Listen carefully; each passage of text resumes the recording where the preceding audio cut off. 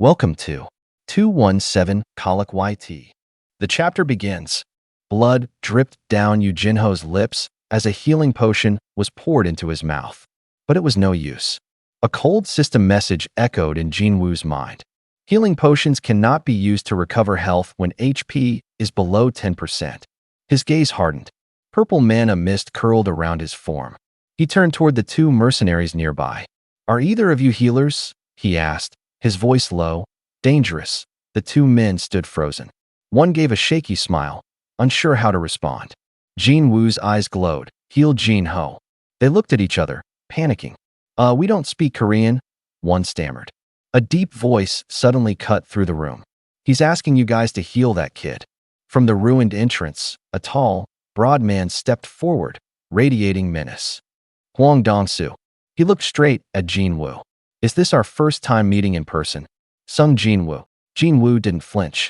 The shadows stirred behind him. "I'll ask one last time. Heal him." But the mercenary only smirked. "You'll have to convince my boss first." Before he could even blink, Jinwoo struck. The man's face twisted in terror as he was smashed through the floor with a violent crash. Jinwoo stepped over the wreckage, dark mist clinging to him like a cloak. He looked to the next man cowering near the wall. "Are you a healer too?" The mercenary trembled, but Jinwoo's voice cut him off before he could lie. "I asked if you can use healing magic." Another mercenary stammered. "No, I'm—" A pulse of magic burst from Jinwoo as he slammed him into the wall. Dongsu's eyes narrowed. "I knew it. You're the one who killed my brother, Huang Dongsuk, aren't you?" Jinho coughed blood again, trying to speak. "Be careful of Huang Dongsu. Huang Dongsuk's younger brother. Don't say another word," Jinwoo ordered, quiet but firm. Then Dongsu stepped forward, face tight. "Answer me, Sung Jinwoo. Did you kill my brother and his squad?" Jinwoo didn't hesitate. "Go ask him yourself." Dongsu clenched his fists. The tension snapped. He charged forward in a blur. But Jinwoo met his punch mid-swing, catching it with ease. Dongsu's face twisted in pain, his attack utterly nullified. In a flash, Jinwoo countered with a strike of his own, sending Dongsu crashing through the ceiling and into the rubble below. From the dust, Dongsu rose, blood dripping from his mouth. But instead of fear, his eyes were wide with rage. Boom! He charged again. Above him, Jinwoo descended from the air, cloaked in shadows. Another blow, another shockwave. Jinwoo landed, holding Dongsu's head down to the concrete. A sudden stomp echoed across the warehouse. "That's enough." A man with golden hair, massive arms, and a tropical shirt walked in. "I told him not to mess with you," he said calmly, stepping through the smoke. "Is Huang Dongsu still alive?" Jinwoo didn't answer. "If he isn't," the man said coldly, "then this isn't a request anymore. It's an order." Jinwoo didn't budge. "Oh, you seem pretty responsive. Let him go," the man said. "Do that," and this never happened. Jinwoo's eyes narrowed. "And if I refuse?" The man's gaze hardened. "Fine by me." Jinwoo casually flung Dongsu across the warehouse. "This is exactly what I wanted," Dongsu muttered, smiling through his broken teeth. "You have no choice now but to intervene, Thomas." "Thomas Andre, America's strongest hunter," Jinwoo looked at him. "It doesn't matter who you are. He knows who I am, and yet he's still choosing to fight me?" Flashbacks filled his mind. He remembered growing up in poverty, with nothing but fists to survive. The world gave him one thing: overwhelming force, strength, authority, wealth, violence. He rose through violence. He became king. And now, this man, Jinwoo, dared to defy him. "Blame your own ignorance," he growled. Outside, agents, guards, and elite hunters arrived, too late. The shockwaves had reached the streets. Inside the rubble, Thomas roared. He cracked his knuckles, stepping forward. Jinwoo gave one order to his shadow. "Take Jinho to the nearest hospital. Make sure he gets treated, no matter what." A crowd of hunters gathered behind Thomas. Jinwoo stood alone, until the shadows began to rise.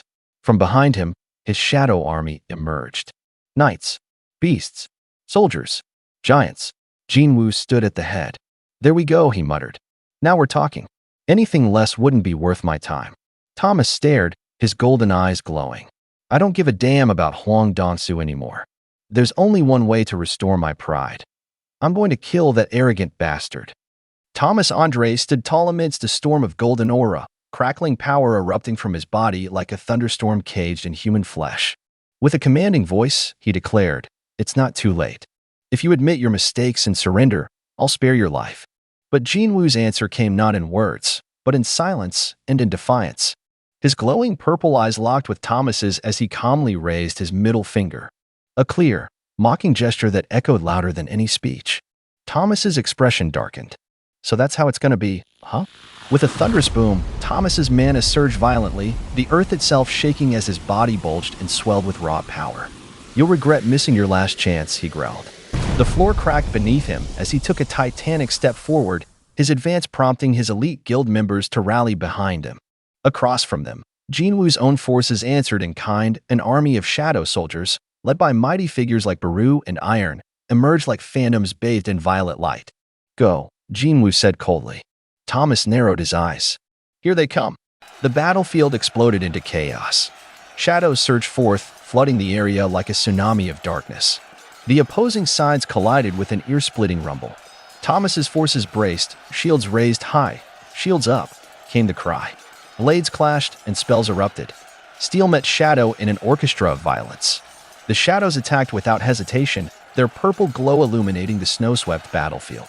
With a deafening boom boom boom, the air was torn apart by powerful ranged attacks. Thomas launched himself into the fray with explosive speed.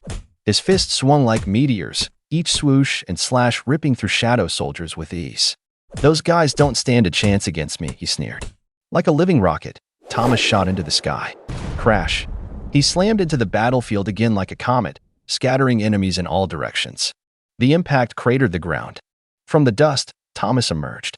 His golden eyes locked onto Jinwoo again. And Jinwoo was waiting for him. A fallen ally crashed to the ground beside Jinwoo. Their eyes met briefly.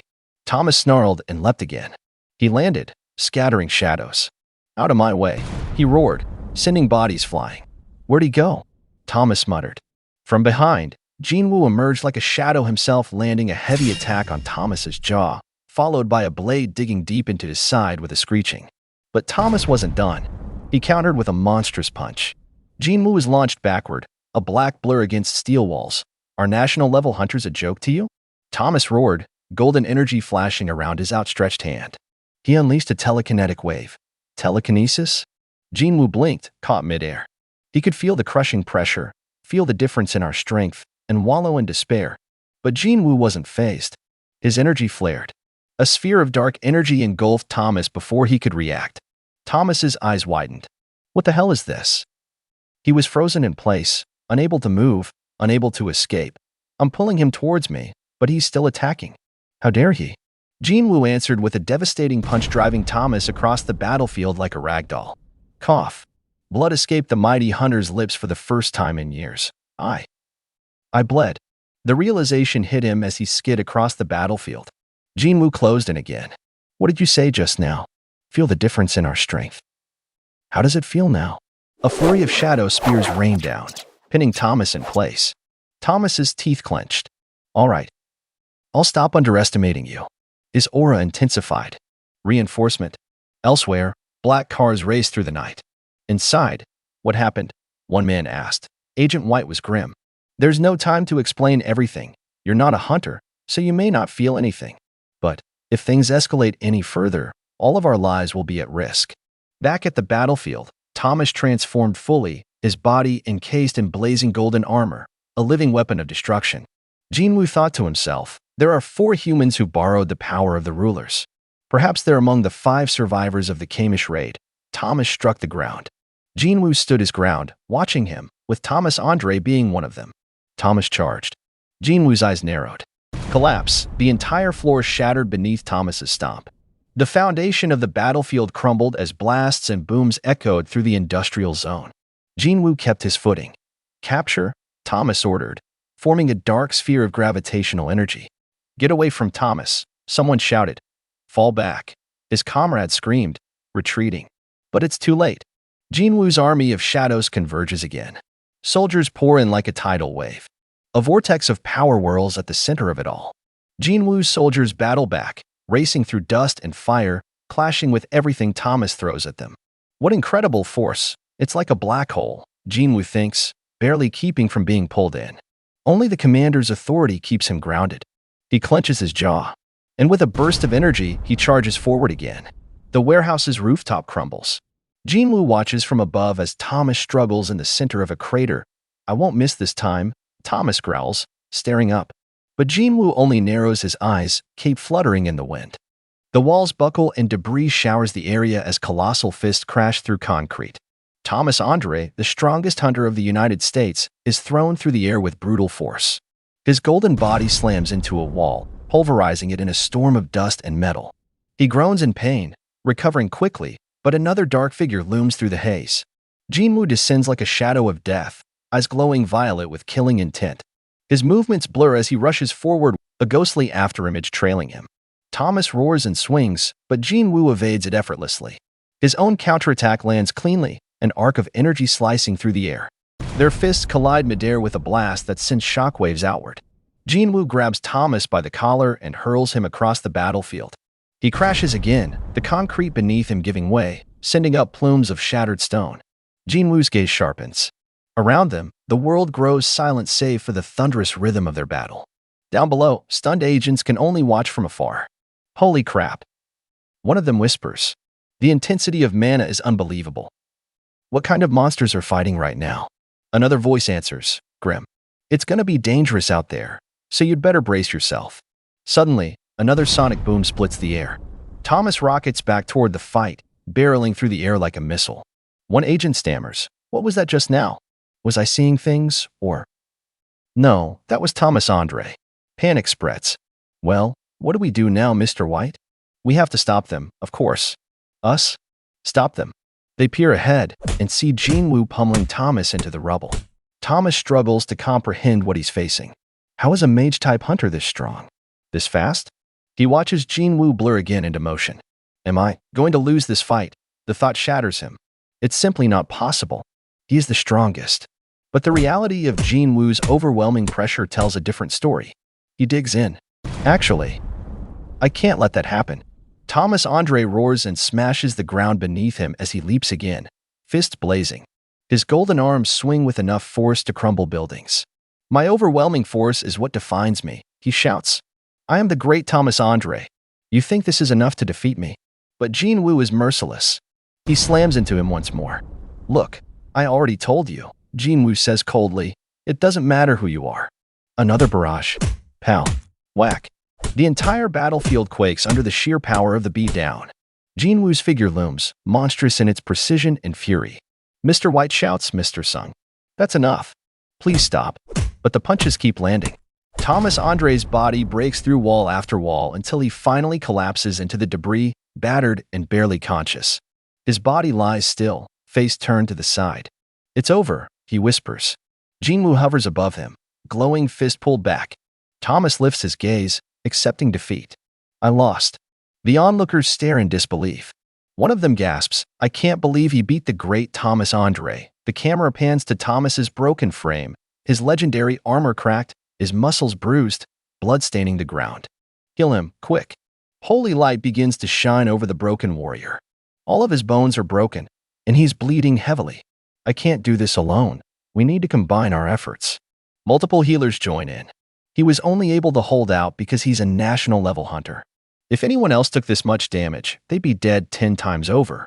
Elsewhere, agents assess the scene. "I don't think there are any casualties." Someone groans in pain. "Ack, my leg." Another man sighs with relief. "I guess I should be glad that things aren't worse. Mr. White, over here." They rush to a body sprawled on the ground. Blood pools around him. Huang Dongsu isn't breathing. His heart has stopped. And Sung Jinwoo is nowhere to be seen. A bright, peaceful morning dawns over Seoul. High above the skyline, Jinwoo stands atop a building, looking down at the city with his shadow soldier beside him. "I switched places with Baru using shadow exchange," he explains. "Right now, Baru should be in the States, doing everything he can to heal Jinho." Down below, Baru kneels beside Jinho's hospital bed, green healing light flowing from his clawed hand. Then, a shadowy voice speaks. "My king." Jinwoo turns. "What is it? Please, bestow a name upon me as well." The newly raised soldier bows before him, his massive form cloaked in dark purple energy, flames licking around his skull. Level 1. Rank, General. Jinwoo smirks. What about greed? Since you died being greedy? A long pause. Then a warm grin spreads across Greed's skeletal face. Thank you, my king. Jinwoo nods. Good. Now put your head back down. The shadows ripple as the new general is absorbed into Jinwoo's shadow. Morning sun glints across the rooftops. The next day at the International Guild Conference. Reporters crowd the entrance, flashes popping like fireworks. The place is packed with reporters. An agent says, they already caught wind of yesterday's fight. It'll be hard for you to avoid the spotlight today. Jinwoo says nothing, his gaze calm. He's the one responsible for what happened to the Scavenger Guild. A man thinks as Jinwoo passes. We've secured testimonies from the hunters who were with Huang Dongsu. The Federal Bureau will soon disclose the findings of our investigation. Jinwoo's eyes narrow. I don't want to think about Huang Dongsu anymore. I came to the United States for one reason. I'll be done here as soon as I find the answers I'm looking for. One of the agents hands him a pair of earpieces. I'll interpret the briefing for you, Mr. Sung. You'll hear everything through these. He places the device in Jinwoo's palm. Inside the hall, the great doors creak open. Jinwoo steps through into the spotlight of the world's most powerful hunters. Rows of seats stretch out before him, filled with elite guild leaders, politicians, and agents. Their eyes fix on the lone man who just defeated Thomas Andre. Some stare in awe, others in fear. But all recognize one truth: the King of Shadows has arrived. He doesn't need to speak. His presence alone speaks volumes. Whispers ignite from the balconies of the Grand Assembly.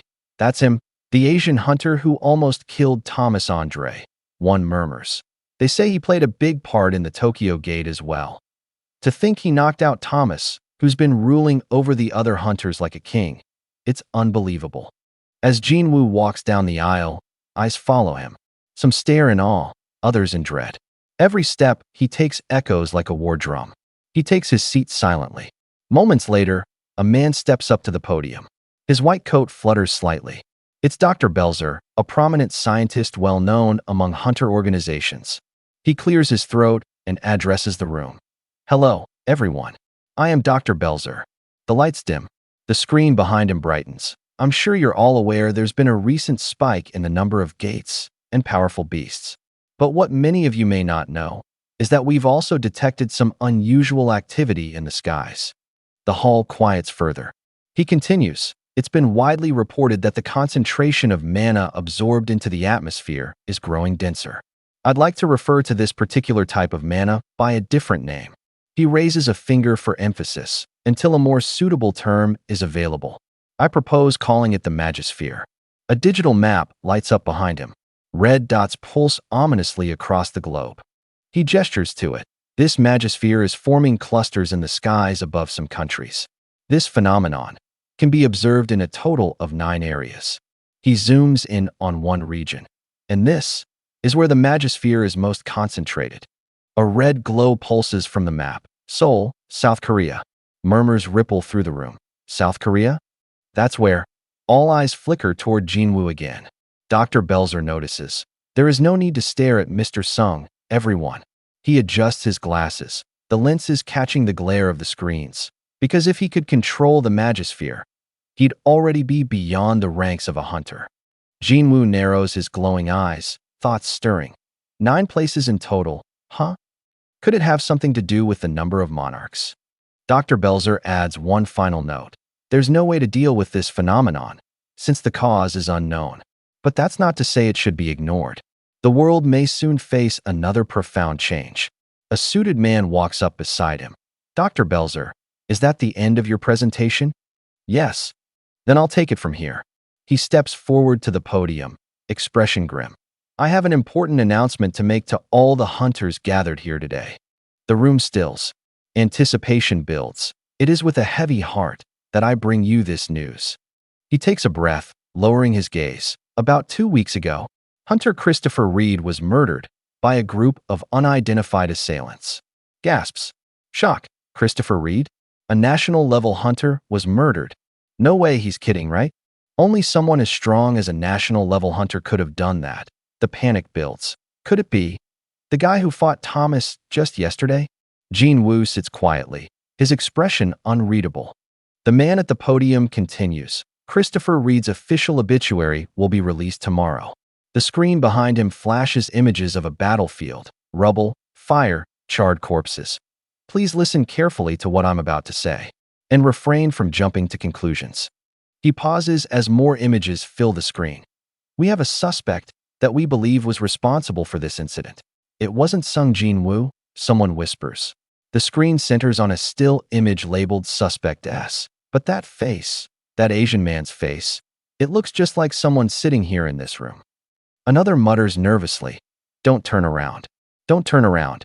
They just look alike, that's all." We can't really tell Asian faces apart anyway.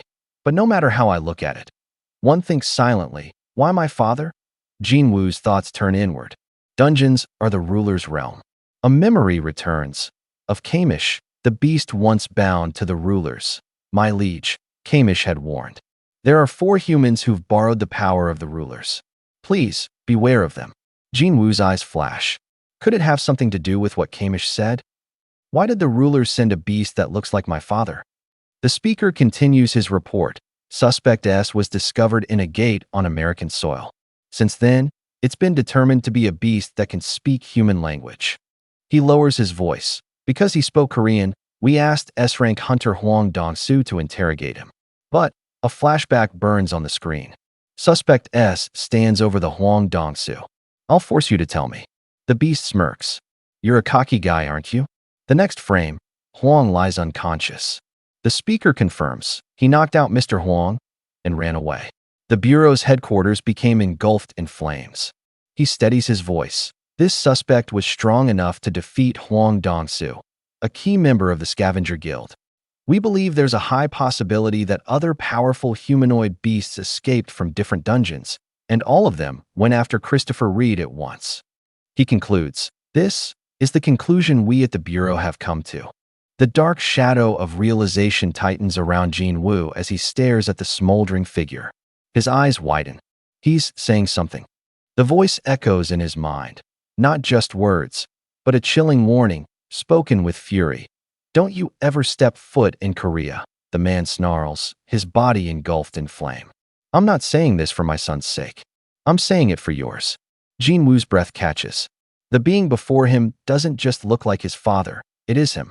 The confirmation sears itself into his soul. You will never rest in peace, even in death. The voice reverberates like thunder inside his head. Greed, the loyal shadow, materializes beside him, his voice grave. Your hunch is correct, my king. Jinwoo's thoughts crystallize. That man is definitely my father. The conference hall remains engulfed in tension as the Bureau continues. We plan to ask all the guilds around the world to help us apprehend Suspect S. Please contact us if you locate this man. That is all. A hand shoots up. Is there any proof that Suspect S isn't human? The wavelength of his mana was identical to a beast's, the speaker replies. Next question. Another voice. Was the hunter he described himself to be a real person? Yes, the official confirms. He was a real person. A hush falls. Then why haven't you revealed that hunter's identity? A pause. The speaker hesitates, then lowers his head slightly. He has a connection to one of the hunters present here today, so we've decided not to disclose that information. Are there any further questions? A final voice calls out from the crowd. Still, wouldn't revealing his identity help with the search? All eyes turn as one figure stands, confident, unshaken.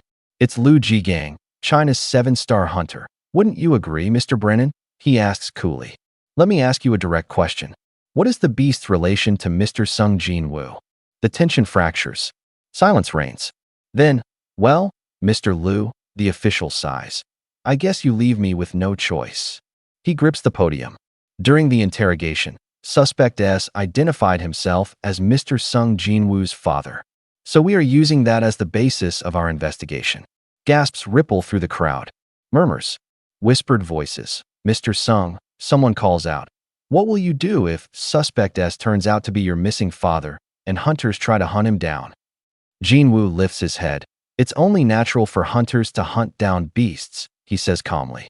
So if the suspect is a beast, I'll take him down myself. The crowd goes silent. But if he really is my father and not a beast, he lets the rest hang in the air. His gaze hardens. voice low and unwavering. I'm going to protect my family, even if it means turning all the hunters in the world against me. He says it without hesitation, as dark energy pulses around him. The scene shifts. The conference ends. People pour out of the hall. Were you being serious back there? One man asks. Yes, Jinwoo replies. I can't believe you said that in front of 500 top-ranking hunters from over 120 countries. There's probably only one other hunter who can get away with something like this. And who's that? He's hospitalized at the moment. Jinwoo's gaze briefly flashes to an image of Thomas Andre, still recovering from their clash. A bureau representative speaks up. There'll be a banquet now, Mr. Sung. The bureau worked hard to organize it. If you're not busy, would you consider joining the others? Before he can answer, Lu Jigang approaches. Dressed in red, flanked by bodyguards, he strides forward like a general entering a war council. Murmurs ripple again. He smirks, speaking in Chinese. What is he saying? Jinwoo wonders aloud. The bureau rep leans in. He said he defeated a giant off the coast of China. The one that you let slip away. Jinwoo narrows his eyes. You can speak Chinese too? I'm in charge of the Asia region. I'm fluent in most Asian languages. Keep interpreting then. Lu continues, voice steady. Mr. Lu was surprised at how strong the giant was. Fighting it over water made it especially difficult. The two hunters lock eyes. He's been wanting to meet you ever since, the interpreter adds. He's curious about the hunter who defeated the giants so easily. Lu gestures to himself. He also says he's glad you put Thomas in his place. He's certain Thomas was at fault. Jinwoo raises a brow. I thought he was just a grumpy guy, but the two shake hands. He seems like a pretty interesting person, Jinwoo thinks. Lu chuckles and says something again in Chinese. The interpreter, serious now, lowers his voice, which is why he truly hopes Suspect S isn't your father. And with that, the crowd around them falls into stunned silence once again, uncertain whether they're standing at the edge of conflict or something far greater. At the end of the hall, a lone figure walks purposefully. The aura around him is unmistakable. Sung Jinwoo, now fully recognized as the strongest hunter alive, strides with solemn determination. Behind him, murmurs rise. A voice reassures, he said he doesn't ever want to fight you, so I don't think it was meant to be a snide remark. Jinwoo, stoic and unbothered, replies calmly, it's all right. From the sidelines, another voice calls out to him. Mr. Sung, could you spare us a few minutes? Soon, the scene transitions to a quiet yet richly decorated lounge. A formal meeting room. Seated and waiting is a familiar face, Norma Selner, the upgrader. Her tone is warm. It's been a while, Mr. Sung. Jinwoo narrows his eyes slightly. He remembers her clearly. It's the upgrader. Norma Selner. What is she doing here? Selner offers a polite smile. Yes, it has. I wasn't expecting another visit from you. But her eyes shift, serious now. Lately, I've been having the same dream every night. A dream where the greatest hunters are being hunted down by someone. A beat passes before she continues. Then, a few days later, that dream becomes reality. The realization clicks in Jinwoo's mind. Is that what happened to Christopher, too? A tall man nearby nods solemnly. We warned Christopher, but he didn't listen to us. Selner looks at Jinwoo directly. And as a result, well, I'm sure you're already well aware. Jinwoo recalls the devastation, the shattered remains of a battle. The truth is etched clearly in his mind. Selner's voice echoes. Powerful hunters who have been protecting our world will continue to die. The beings hunting them will stop at nothing. A man beside her leans in. So, are you warning me to be careful of them as well? Selner shakes her head. No, I want you to protect the hunters. Jinwoo stares at her in silence. She folds her hands. I tried my best to remember the assailants' faces in my recurring dream, but I was unsuccessful. So I decided to try a different method. A mystical vision fills the screen. Wisps of energy swirl in darkness. Selner explains, I decided to use my ability to see who they really were from within the dream. Jinwoo finally speaks. Then that time you looked into my eyes was also too. She nods. Yes. The memory returns, her gaze meeting his during their first encounter. She had seen something. I found limitless power rooted in them, she whispers. And when I locked eyes with that thing, I had no choice but to wake up. Her hands tremble as she recalls the moment. I can still vividly remember the voice that spoke to me when our eyes met. Jinwoo leans forward. What exactly did that thing say? The scene shifts into darkness. A deep, guttural voice echoes, terrifying and ancient, to go back and patiently wait for the war. Jinwoo's eyes widen. It's what the king of the giants told me about. The memories flood in war, chaos, and beings of godlike power. The battle between the rulers and the monarchs. He turns inward. Selner's voice breaks the silence. But what does this have to do with your request? Jinwoo looks at her, brows narrowed in thought. I saw the same power within you, Mr. Sung. His thoughts spiral. Did she see the Shadow Monarch's power inside of me that day? He deduces the truth. If the assailants in her dream had the same power, then they must be monarchs. The tall man steps forward again. These beings far surpass the capabilities of hunters. So in order to stop them, we need a hunter like you. Someone who can stand on equal footing with them. He continues, sincerity in his eyes. We were skeptical until we saw your fight with Mr. Andre yesterday. We don't expect you to help for free, he adds. We're willing to give you anything you want, even the runestone. The most valuable treasure Kamish left behind. He pleads further. There are hunters in this world who have received a great blessing. Their powers have kept the world safe. Without them, the world will fall apart. Jinwoo closes his eyes. I'm sorry. Is it because you still hold a grudge against Mr. Andre? Jinwoo didn't pause. His answer came calmly, without hesitation. No, that's not it. His gaze remained fixed ahead, his voice firm but contemplative. It's because I don't yet know who I should be fighting against. With that quiet admission, the discussion reached its natural end. Jinwoo stood up, his chair scraping softly against the floor. Well, then. He turned and walked away, his coat gently swaying with each step. Behind him, those seated in the room exchanged glances, their questions left unanswered as Jinwoo exited without another word. I'm going to protect my family, even if it means turning all the hunters in the world against me. The words hung in the air, sinking deep into the minds of everyone who heard them. But just as he reached the threshold of the hallway, his voice echoed once more, low, resolute. Mr. White, he said, halting his stride, turning ever so slightly. White exhaled softly, visibly taken aback by Jinwoo's resolve, but still attentive. Could you give me the list of hunters they want me to protect? His voice was steady, but there was purpose in every word. I'd also appreciate it if you could set up a meeting with the individuals on that list. White didn't even hesitate. Of course, he replied enthusiastically, as if honored to carry out the request. The panel shifted with time and tone. Laughter, music, and the clinking of glasses filled the air. The Bureau had organized the event as promised, an opulent gala for the world's strongest hunters. This was the night of the hunters. Amid the crowd, Jinwoo approached Jinho with casual concern. How's your body holding up? When asked how he's feeling, the response comes back strong and sure. It feels better than ever, sir. A simple answer, but it carries the confidence of someone reborn. Word of Jinwoo's clash with Thomas Andre spreads quickly, whispers chasing after him like shadows. He fought Goliath to protect me? Jinho says, awe in his voice. But among a cluster of elite hunters, another murmurs something more chilling. I can't even feel his presence. He's on a different level. Even here, amidst the strongest, Jinwoo's existence is an enigma. Sung Jinwoo is approached again, this time by a smiling executive. I'm the CEO of a company that handles magic beast remains, he explains, eager to discuss business. His offer? To purchase the corpses of the giants Jinwoo defeated. But before Jinwoo can answer, a timely interruption comes. It's Jinho, proudly introducing himself as the vice guild master of a Jin guild. He speaks with confidence, claiming responsibility for raids while Jinwoo handles the action. Jinwoo's amused smirk betrays pride. Jinho's truly come into his own. Amid the flurry of attention, a clipboard is handed over. Mr. Sung, here's the list you asked for. The 10 hunters with the highest point rankings, those deemed most critical to protect. Jinwoo scans the data silently. Where do I rank among them? He asks. Third or fourth, comes the reply, if his recent feats are taken into account. As names are listed, Thomas Andre, Lu Jigang, Christopher Reed, Siddharth Bachchan, Jinwoo has no interest in memorizing them all. What a pain, he thinks. I'll just assign a shadow to each one.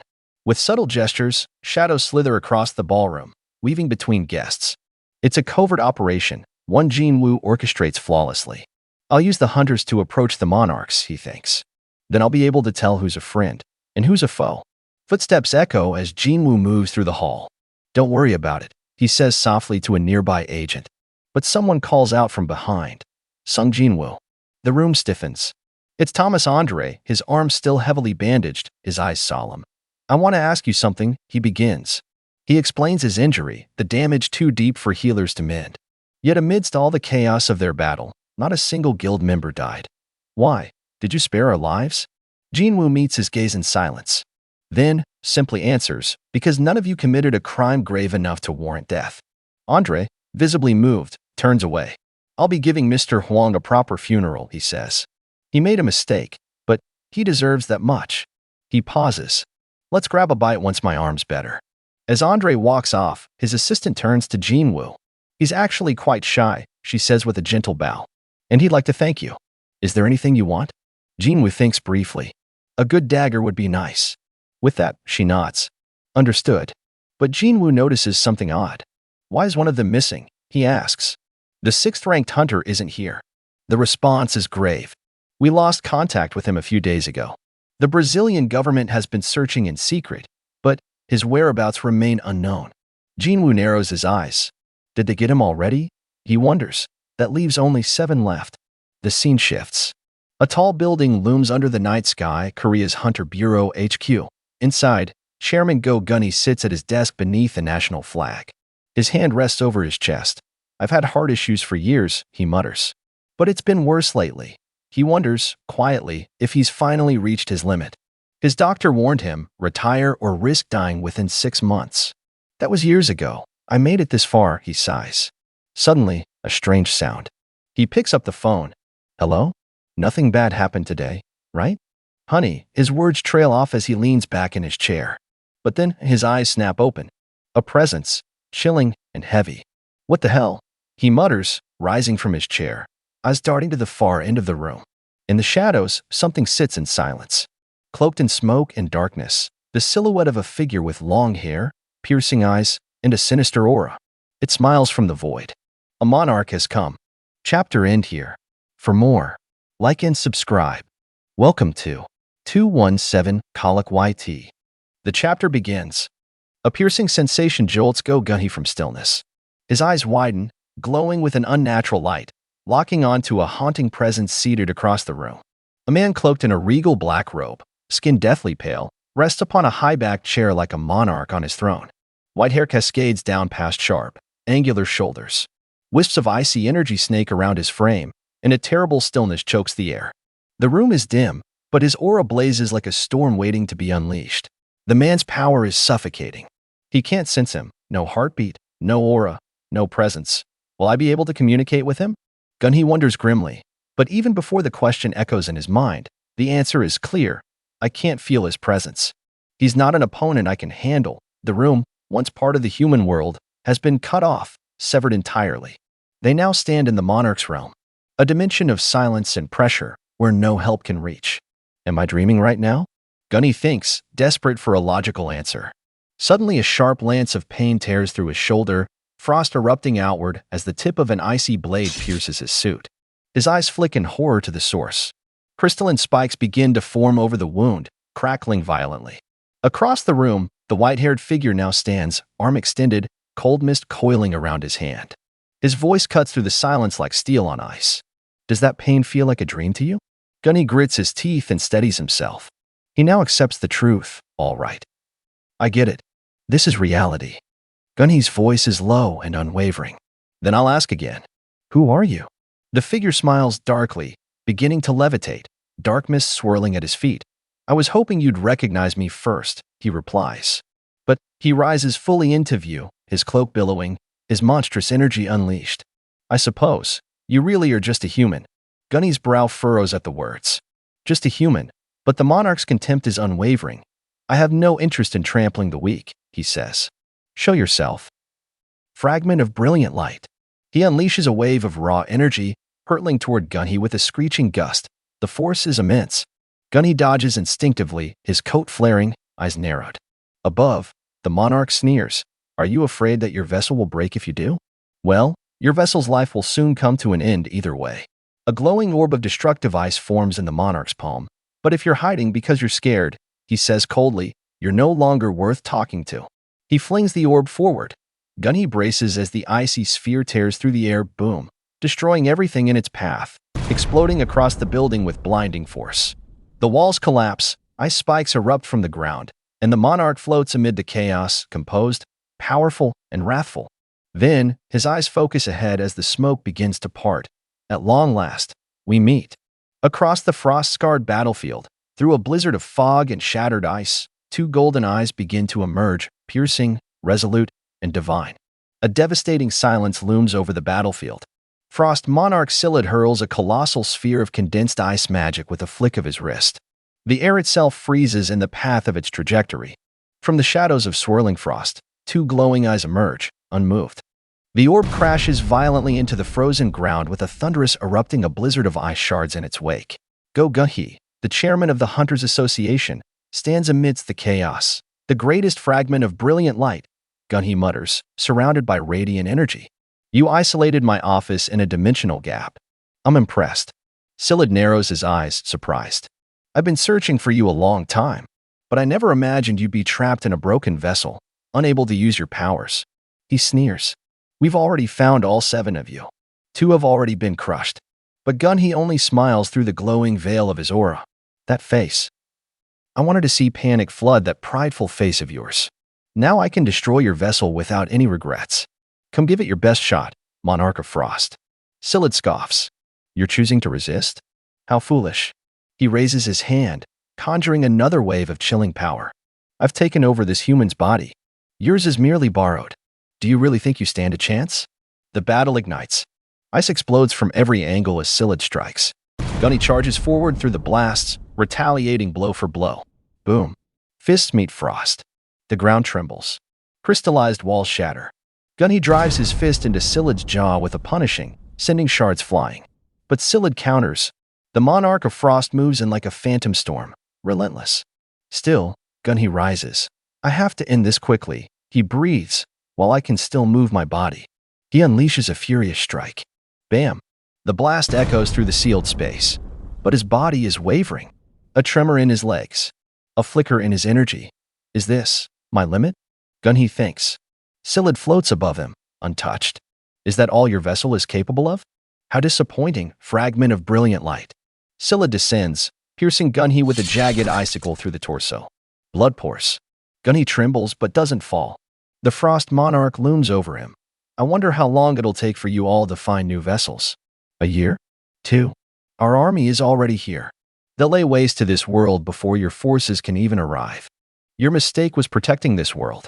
He leans in with a cruel smirk. Gunhee clenches the ice shard embedded in him. Blood runs down his arm. He whispers, You think I chose to fight for no reason? Sillid tilts his head. You overlooked a crucial variable, Gunhee mutters. Suddenly, a burning sphere of golden energy erupts from his hand, point blank into Sillid's chest. The Monarch of Frost is blasted through layers of ice and debris, slamming into the ground with a violent kaboom. Gunhee breathes heavily, standing. Wounded, bleeding, but smiling. Sillid slowly rises from the crater, scowling. That was a close one. Was that your trump card? Gunhee, drenched in sweat and blood, meets his gaze. Yes. The dimensional barrier fractures. Sillid glares in disbelief. You did all that just for this? But then, a black streak flashes through the broken space. A soldier clad in dark armor surges through the air. Purple energy streaks behind him. A denizen of chaos? Sillid gasps. A swirling afterimage. A blur of death. Sillid's eyes widen. What can one measly soldier possibly achieve? A black afterimage? Could it be? Sillid dashes back, sensing the overwhelming threat. The shadowy warrior crashes through the ice barrier into the city outside. Cars halt. Civilians gasp. The Black Knight scurries across the rooftops, scythe in hand, graceful, lethal, and terrifying. A piercing light cuts through the air. Sillid snaps around too late. The Jinwoo, glowing with void purple rage, leaps through the sky. He catches Sillid by the collar midair. The Jinwoo stares in disbelief. What are you? An ice elf. Jinwoo steps into view, cloaked in shadow, power swirling around him. The Frost Monarch's eyes widen as realization dawns. His end has arrived. I sense a multitude of soldiers within your shadow, the monarch growled, his voice laced with suspicion and a hint of awe. His glowing fingers trembled slightly as they felt the weight of the unknown pressing in around him. Monarch of Shadows, he whispered, the name finally clicking into place. His expression twisted with unease. Why didn't you contact us despite gathering an army of that size? As the monarch spoke, Jinwoo recalled a familiar face and eye self, his lifeless body laid still, untouched by the shadow extraction. The one he couldn't raise. Now here he stood, face to face with the very architect of that anomaly. Could it be? Jinwoo's eyes narrowed. Just when I was about to forget. Are you the crucial variable he was talking about? Without warning, the monarch let loose a fierce breath, exhaling a torrent of ice. The sky turned white as glacial winds exploded from his mouth, the world around them shattering beneath its force. Blast. Jinwoo stood firm. Ice erupted in blinding waves, crystal spires surged skyward, crashing against the buildings like frozen fists of nature. The impact echoed across the city in an avalanche of deafening booms. But Jinwoo remained untouched. Perched among the ice, his gaze sharp and calm, he studied the battlefield. Is he a mage type? He mused to himself. The thought barely finished forming before his hand reached for the dagger. Electricity crackled around his fingers as the crimson blade came free. With a single swipe, shatter. The wall of ice burst apart, glittering fragments raining down like falling stars. That's enough for today, he said, his voice as unyielding as the storm. I'm not here to fight with my life on the line. The monarch blinked, caught off guard. What? He spat. Aren't you here to rescue that human? Jinwoo turned his eyes toward the icy ruin, something stirring in his memory. Human? The thought lingered, and then it clicked. Come to think of it, this is the ant I assigned to the chairman. His expression darkened. Don't tell me. His gaze sharpened. Chairman Go-Gunhee? And then he saw him. Amid the rubble, barely standing, was the wounded form of Chairman Go. Still breathing, barely conscious. His body battered. His will, unbroken. Now choose, the monarch commanded, raising his frost-forged spear toward the sky. His voice was final. Cold. Absolute. Fight against me, or rescue that human. A crack of frost erupts across the battlefield. From the icy mist, an enormous spear of glacial mana hurtles toward Jinwoo with terrifying speed. The ground shatters beneath its pressure, its impact imminent, unstoppable. But Jinwoo moves just as fast. Skill. The commander's authority has been activated. In an instant, his hand slices through the air, intercepting the attack. The icy spear clangs violently against his force, energy clashing midair. Your opponent's mana is resistant to the commander's authority. He grits his teeth. His eyes narrow. Across the frozen ruins, the monarch of frost sneers, amused. Jinwoo tightens his grip. Their powers collide once more. With a tremendous leap, he dashes forward, purple electricity spiraling around his weapons. His daggers glow ominously, his intent is lethal. The ground beneath his feet cracks from the force of his charge. A brutal strike aims for the frost monarch. It slices through the air, piercing through crystal walls and echoing through the city. But the monarch evades. Inside the shattered lobby, ice spikes erupt again, yet Jinwoo charges through them. He slashes, countering the monarch's next attack mid-flight. Sparks fly as the weapons collide. Kaboom! The impact blasts through the city's skyline, shockwaves rippling into the streets. Jinwoo's face is hard, focused, every movement calculated. Down below, a vortex of blue energy spirals up from the monarch of frost position, signaling the next phase of his retaliation. But Jinwoo won't wait. 3 blades swirl around him, crackling with power, black, red, green, his signature shadow daggers. They orbit his body like death scythes. But Jinwoo isn't letting him go so easily. Dagger rush. His body blurs, slashing into the retreating monarch with a barrage of strikes. Ugh. The monarch recoils, visibly hurt. But it's too late. His teleportation is already underway. The monarch of frost, bleeding slightly from his wound, glances down. A mere vessel, actually managed to inflict a wound on me, he mutters. Very well. Blue energy surges from his palm as he steps back. I, the monarch of frost, will retreat for now and wait for the day your shadow opens up once more. The battle may be over for now, but not the war. He turns, noticing something. No, someone has fallen. Jinwoo's expression darkens. That bastard. He dashes toward the collapsed figure, fury boiling in his chest. It's too late for a healing potion. Baru. Jinwoo roars. A crack of purple lightning tears through the sky, and Baru appears beside him, kneeling before Chairman Go-Gunhee's battered body. You called, my king. Save him. At all costs. Baru's healing magic surges forward. Glowing green pulses envelop Go-Gunhee. But his breath remains shallow. His chest barely moves. My king, my healing spell, isn't working. Jinwoo's heart sinks. The holy water of life might be able to, He pulls out the vial, its precious contents swirling inside. Suddenly, the chairman's bloodied hand grasps Jinwoo's wrist. Don't, chairman. You came for me. Thank you. He coughs, blood staining his lips. Jinwoo grips his hand, anguish tightening in his chest. I'm grateful for your existence. What a tremendous relief. Who would have thought you'd possess such powers? Thank you. God, please hang in there. I'll take you to the hospital. It's no use, Go-Gunny whispers. There's nothing a human can do about the power that attacked me. I came face to face with the will of a supreme being. He speaks slowly, every word costing him effort. Their plan, our remaining foes, the things we must do, Mr. Go. Jinwoo pleads, but the chairman continues. Turns out, the gates and dungeons weren't for them. It's how they chose to protect us. Cough. Someday, Go-Gunny says, Jinwoo will have to make a choice. But when that day comes, please continue to stand on the side of humanity. Go-Gunny's gaze softens. I wanted to fight alongside young hunters like you, but that was never going to happen. Not with a body like this. He sighs, and his voice grows faint. Still, I no longer have any regrets, since I can leave the rest in the hands of the younger generation. His heart, after tens of thousands of beats, begins to slow, so that I could meet you. Jinwoo's eyes widen. That's right. It was to meet you. Tears gather in the chairman's eyes. Thank you. Thank you. His fingers slip from Jinwoo's hand. Blood paints the ground. The ice around them begins to crumble. Glass rains down as the frost barrier vanishes. Jinwoo remains kneeling beside the chairman, framed by the broken skyline. Outside, rain begins to fall. Cold, persistent. News spreads like wildfire. Brazil's great hunter Jonas dead. Chairman Go-Gunny murdered. The world reels. Fear rises. Major headlines mourn the deaths. Reporters speculate. The Korean Hunters Association issues formal statements. People everywhere ask the same question. Who will protect the hunters? A state funeral is held. Jinwoo, dressed in black, stands before the grave. Umbrellas surround him. Rain patters endlessly. Are you okay, Mr. Woo? My apologies, Mr. Sung. I've been a little out of it lately. The man beside him, tears hidden behind sunglasses, speaks with trembling voice.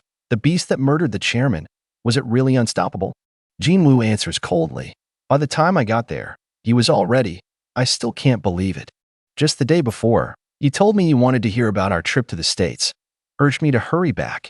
Thank you for being with the chairman in his last moments. Jinwoo shakes his head. No, I'm going to kill that bastard. His eyes burn with vengeance.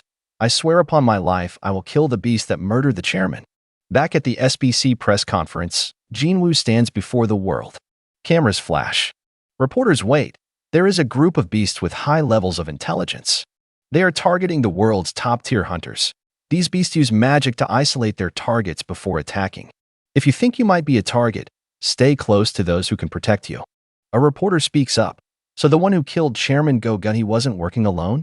Jinwoo answers with a nod. He called himself the Monarch of Frost. He pauses, like the monarch of the beginning, like the monarch of shadows. He also carries the title of monarch. He looks into the cameras, so of course, not even the strongest hunters in the world could win against him.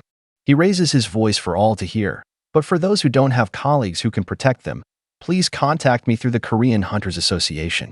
He stands tall. Behind him, the world watches. The battle of the monarchs begins. After some time, we see. The air is heavy with silence, broken only by a soft whooshing wind echoing through a vast, jagged cavern. Shadows stretch across the spiked terrain as though the darkness itself were alive. Deep beneath the surface of the world, in a place untouched by light or warmth, the monarchs gather. Tall spires of black stone serve as their thrones, ominous towers reaching skyward like the jagged fangs of a buried beast. Astral bodies shimmer atop them, monarchs of destruction, of plague, of frost, of beast and terror, all cloaked in shifting colors of power. Red, green, purple, blue. They pulse with dark energy like stars preparing to collapse. The frost monarch steps forward, his long white hair flowing like glacier mist. His expression is cold, unreadable. The monarch of shadows is currently on Earth, he says, his voice sharp and sure. Another monarch growls in disbelief. You told us no vessel could contain his power. That's why the Dragon King couldn't remain. Has that changed? The frost monarch doesn't hesitate. I saw him with my own eyes. That human. He holds more power than the fragments of brilliant light. The others shift uneasily. Silence stretches like ice across a lake. Then the Frost Monarch makes his move. I will get rid of him. But I can't do it alone. Will you help me? One of the monarchs recoils. I won't fall into eternal slumber, not by the Shadow Monarch's hand. Another, cloaked in glowing red, challenges. He may be strong, but he's still one of us. If we fight him, we'll die.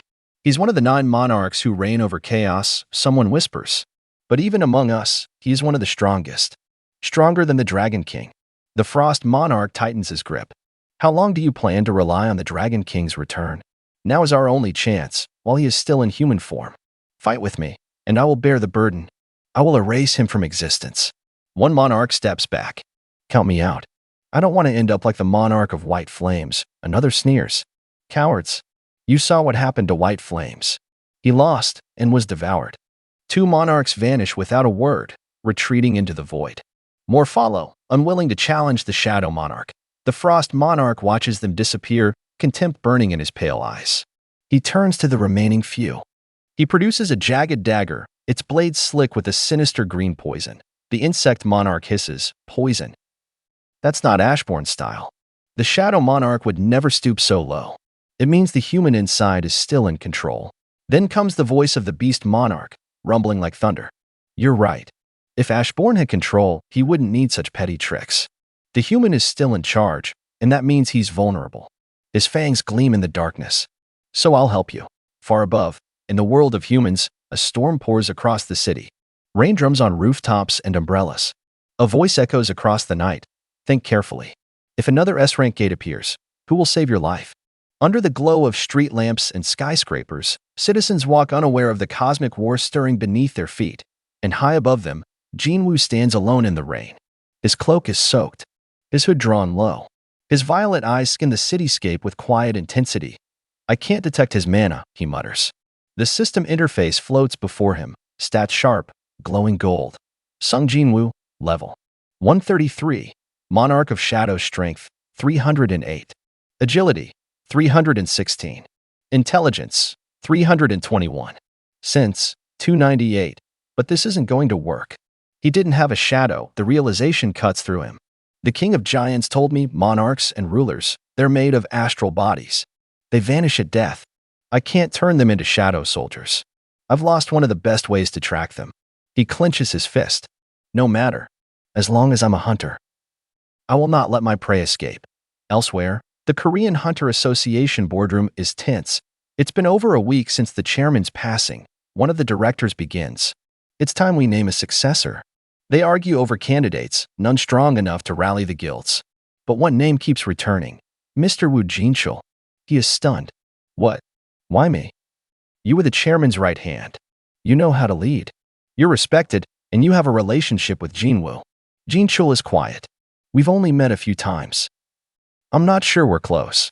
We're not forcing you, a board member says. But please, consider it. At the Hunters Guild HQ, 2 guards leap to their feet. Guildmaster? Thomas Andre steps in like a storm, unannounced, eyes focused. He walks with purpose, ignoring the startled greetings. They pass level B4. The deeper they go, the more the air changes, charged with power. It's been a long time since I've come down here, Thomas says.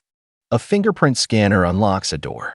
Deep below the building, he and a woman descend into the vault. You're really going to give it away as a gift? She asks. He shrugs. If it saves my people, it's worth it. He stops before a sealed chamber. Do you think he's not worthy to use it? He asks quietly. The woman lowers her gaze. Inside, red light glows through the mist. Weapons rest on a sacred pedestal crafted from unknown materials, humming with devastating potential. There are only 2 of these in the world, she says. And it'll always be that way. Which is exactly why I'm giving it to him, Thomas says. He steps forward, eyes fierce, leaving the world's greatest weapon to rot. What a waste. The blades gleam crimson, wild and vicious, waiting for the only one strong enough to wield them. On news broadcasts across South Korea, a headline echoed through every screen. Korean Hunters Association, Woo Jinchul appointed as chairman. His image filled the frames, stoic, focused, dependable, sitting comfortably at home. Gina scrolled past the news on her phone. She blinked, amused. Whoa, I heard the previous chairman was murdered, but I wasn't expecting this stunner to take his place. She leaned back into the couch, her gaze drifting toward the window, where dusk rolled in over the city skyline. This country's in chaos, and so is the rest of the world. The moment of reflection was interrupted as her mother quietly moved about the kitchen. Gina looked up, then called out with a soft smile. "Mom," she called, running over to hug her. Her mother smiled warmly. "If you've got time on your hands," she said while washing the dishes, "can you throw away the food waste?" "No," Gina replied flatly, her cheek pressed against her mother's back. "I'm too lazy to do that." The warmth of the moment faded into a quiet stillness. "Mom," Gina said, more serious this time, "let's move." Her mother paused. "You want to move?" Gina nodded, hugging tighter. "But I still like this house. What's so great about this rundown apartment?" "It may be old," she whispered, "but I like it here." Gina dodged more chores. "Will you at least fold the laundry, my sweet daughter?" Gina grumbled, dragging her feet. "I'm only your sweet daughter when you want me to do chores." As she stepped into the laundry room, a chill swept the air. "Something changed, Rattle, huh?" she said, turning. "Mom." Her voice echoed as the basket clattered to the floor. Elsewhere, outside the Ajin Guild building, the air was buzzing. Crowds gathered, murmuring, whispering. Are the rumors true? Is he really visiting the Ajin Guild right now? "Yes," someone whispered. "Apparently so. I can't believe." At the Ajin Guild office, panic brewed. "Thomas Andre is inside the office," Jinho whispered, sweat beading on their brows. Thomas sat comfortably in the lounge, his hulking form impossible to ignore. Sung Jinwoo still hadn't arrived. Tension grew thick. "It's already been 2 hours since they got here." "Where the heck are you, sir? Please pick up." Even Leonard Neerman, Germany's strongest hunter, sat uneasily, wondering aloud. "Will I get to meet him today?" Thomas chuckled, reclining. "Is Mr. Sung in the middle of a raid?" he asked dryly. "Is what he said." Suddenly, the door opened. "I'm back," said a calm voice. Gasps filled the room. "Sir." Jinwoo stepped inside, his presence commanding silence. "I was wondering why there were so many reporters downstairs," he said casually, eyes locking onto Thomas. "They must be here because of you." Thomas grinned. "I had a feeling it was him, because of his aura." Jinho cried, "Sir, why didn't you answer any of my calls?" "I've been a little busy," Jinwoo answered simply. "Gates have been spawning left and right. I can't just sit around." Baru and Igris are close to ranking up too. As Thomas sized Jinwoo up, Thomas grinned. "It's been a while, Mr. Sung. What brings you to Korea?" Jinwoo asked. "I said we should grab a bite once my arm heals, remember?" Leonard stepped forward. "I'm Leonard Neerman, Mr. Sung." The staff muttered in the background. "Is he a hunter here to ask for protection?" Leonard tried to follow, but Thomas turned, blocking him. "Hey, who said you could come along? I also waited over 2 hours to meet with Mr. Sung. Shouldn't I be allowed to join?" Thomas narrowed his eyes. "No. What we're about to discuss is top secret. There's no room for you." Leonard's eyes narrowed with a mix of frustration and humiliation. "Damn it. I've never been treated like this before. Let's go, Mr. Sung." They arrived in a lavish room set for a private dinner. Thomas stood before Jinwoo, eyes gleaming. "You have no idea how long I've been waiting for this moment." He snapped his fingers. A man stepped forward, placing a long, sealed case on the table. "What's this?" Jinwoo wondered aloud. Thomas stepped forward. "Can you feel its power?" He opened the case. Red mist spiraled upward. "Wait. Is that?" Jinwoo's eyes widened. "Kamish?" Inside the box lay 2 magnificent daggers, carved from blood-red scales and glowing with ominous power. "Impressive," Thomas said. "You recognized what they were made of with a single glance." "But isn't Kamish's carcass being kept by the Bureau?"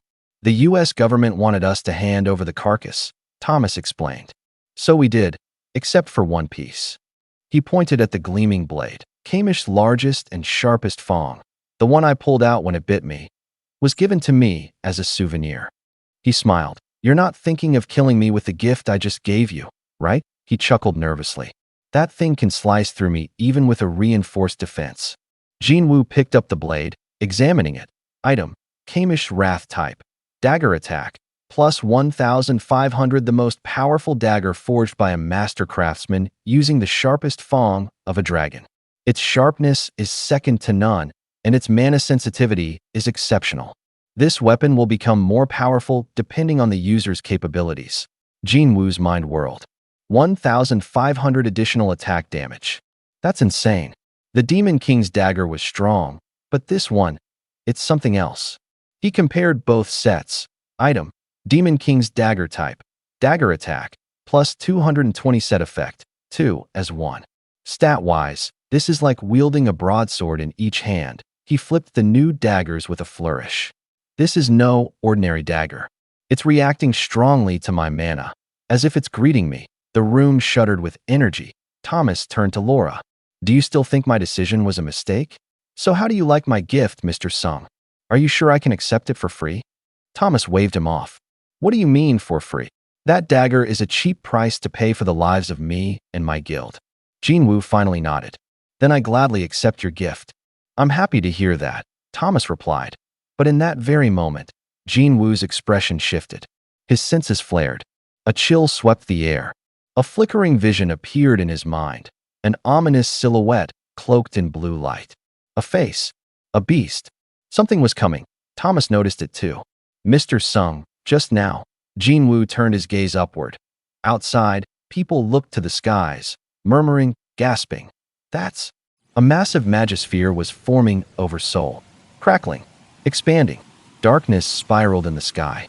Is that what Dr. Belzer was talking about at the conference? Thomas hovered beside Jinwoo. I can't believe it. I've never seen one so massive. It's even bigger than the one Kamish burst out of. And then the realization set in. Does this mean we are now dealing with forces beyond our comprehension? Chapter end here. For more, like and subscribe.